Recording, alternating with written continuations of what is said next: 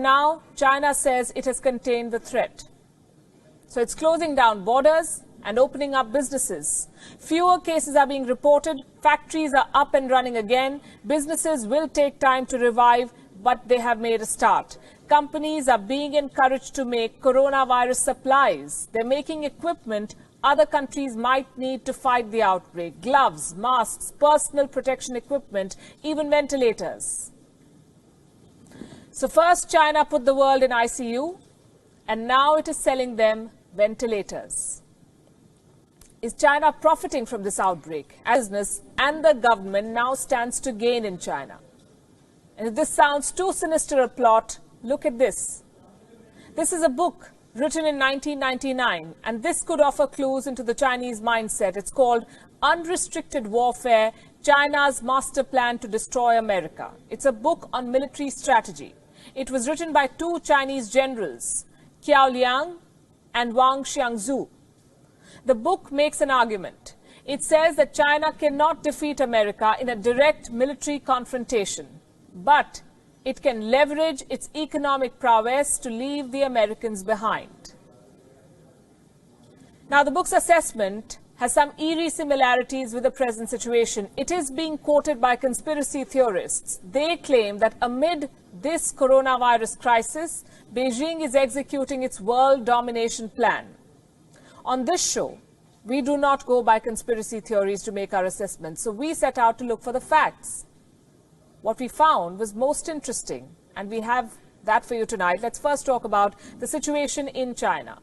What is happening in China right now? Restaurants, zoos, even the Great Wall is open to tourists.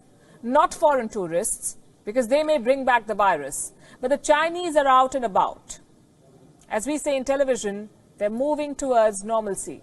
Restrictions are being lifted, factories are coming back online, businesses have resumed in many parts of China. At this rate, China's businesses will be up and running in a few weeks.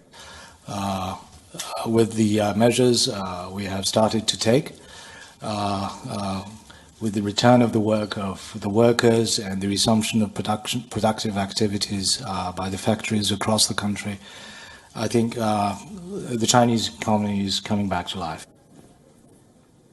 Coming back to life. They have a plan to revive the economy. What does this tell you?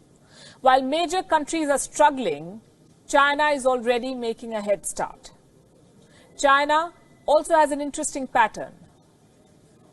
Look at this map. This is Wuhan and the rest of China. The coronavirus outbreak in China is what this map details.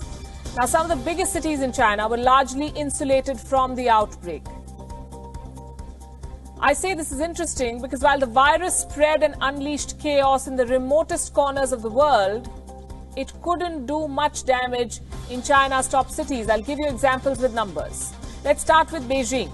Beijing has recorded more than 500 cases. 8 people died in the city. Do you know what's the population of Beijing? 2.15 crores.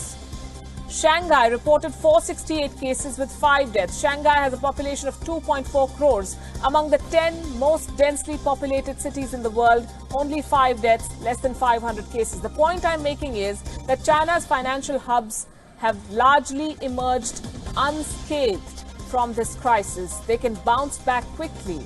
They're boosting business by creating opportunities.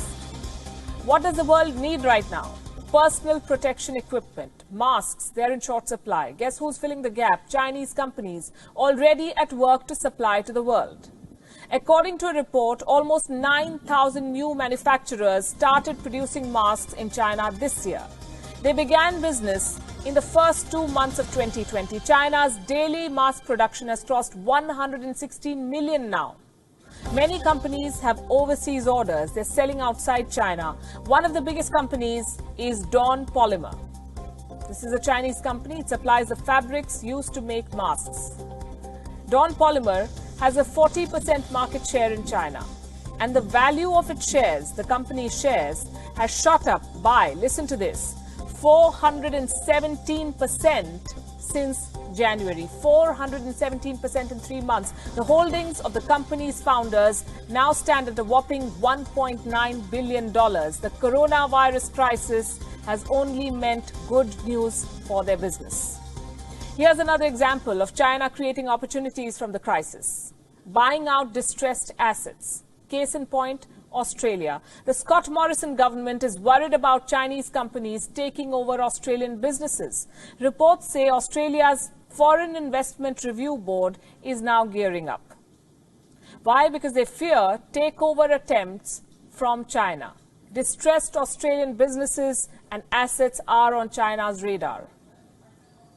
It's not just Chinese companies that stand to gain. Foreign companies based in China are also back in action. BMW's factories resumed operations in February itself, last month. Fiat Chrysler has also restarted production. Foxconn has resumed work in its mainland China factories. Foxconn manufactures for leading tech giants like Apple and HP. Tesla's factory in China is back online too, reportedly with help from local authorities. Members of the Chinese government allegedly helped Tesla secure key supplies. The Chinese government is going the extra mile to make sure businesses resume operations. In Shanghai, most foreign businesses are back in action. All foreign-funded enterprises have resumed operation, with an 80% employee return rate and a 70% business resumption rate. The overall situation is steadily improving. So while it sounds crass to say that a company or a country profits from a pandemic, these are the bitter facts. China exported a virus to the world. Now the world is sick, and China is selling them the balm. And while the world tries to heal, China is already up and running.